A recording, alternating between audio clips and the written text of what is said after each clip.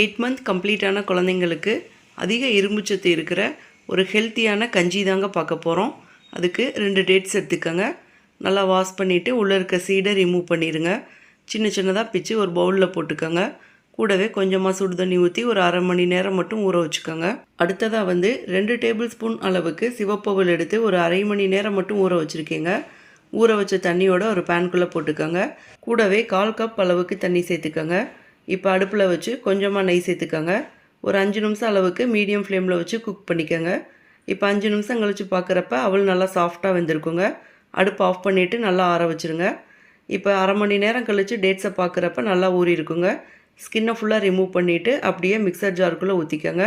கூடவே கம்ப்ளீட்டாக ஆற வச்ச அவளையும் மிக்சர் ஜாருக்குள்ளே சேர்த்துக்கோங்க. கொஞ்சமாக தண்ணி சேர்த்து நல்லா அரைச்சி எடுத்துக்கோங்க.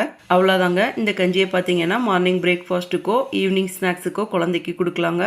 இதே மாதிரி நிறைய ஹெல்த்தியான பேபி ஃபுட் ரெசிபீஸ்க்கு நம்ம சேனலை சப்ஸ்கிரைப் பண்ணிக்கோங்க. தேங்க்யூ.